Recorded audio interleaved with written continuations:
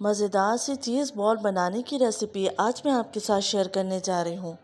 बच्चों को lunch box में बना के दे सकते हैं। रमज़ान के लिए आप इसको बनाकर फ्रीज़ कर सकते हैं।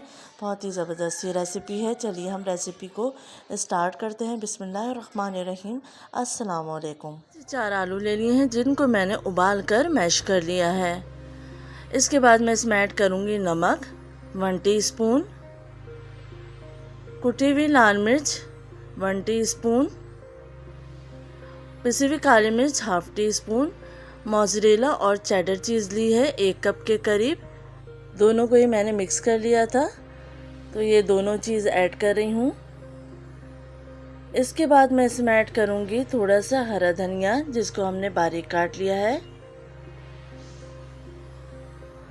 अब इन तमाम चीज़ों को अच्छे से मिक्स कर लेंगे।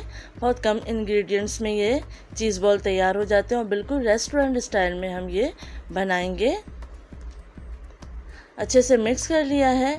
अब हम लेंगे हाथों में थोड़ा सा मिक्सचर और इसकी बॉल शेप बना लेंगे।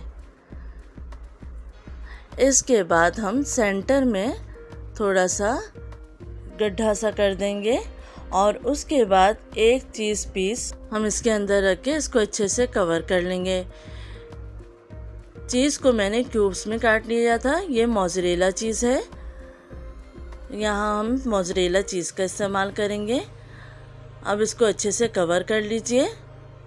तो अच्छे से कवर करके हम इसको वापस से बॉल शेप बना देंगे और इसी तरीके से मैं तमाम बॉल्स तैयार कर लूँगी। बहुत आसान है। पहले आप बॉल शेप बनाइए, उसके बाद सेंटर में फिंगर की मदद से इस तरीके से दबा दीजिए और फिर एक चीज़ का क्यूब रख दीजिए और फिर वापस से बॉल की शेप बना दीजिए। इसी तरीके से मैं तमाम बॉल्स तैयार कर लूँगी। अब हम इसकी कोटिंग करेंगे। तो सबसे पहले मैंने 2 टेबल स्पून मैदा ले लिया है और इसको थोड़े से पानी के साथ हम घोल लेंगे। तो अच्छे तरीके से आपको मिक्स करना है ताकि कोई लम्स ना बने और मिक्सचर दरमियाना रखना है, ना बहुत गाढ़ा हो और ना बहुत पतला हो।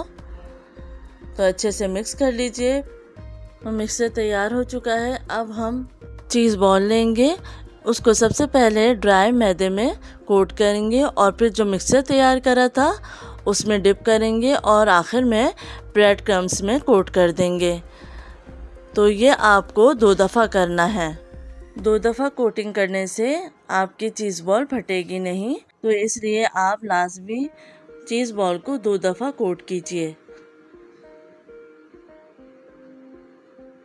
परफेक्ट से ये चीज़ बॉल तैयार हो चुके हैं। इसी तरीके से मैं तमाम बॉल्स में कोटिंग कर लूँगी। अब हम इसको फ्राई करेंगे। तो पहले से ही मैंने तेल गरम कर लिया है और एक एक करके मैं चीज़ बॉल को डाल दूँगी। हम इसको मीडियम फ्लेम पे फ्राई करेंगे। जब एक तरफ से गोल्डन हो जाएगी तो टर्न करके हम दूसरी तरफ से गोल्डन ब्राउन कर देंगे। आपको चमचा नहीं चलाना है वरना चीज़ बॉल टूट भी सकते हैं।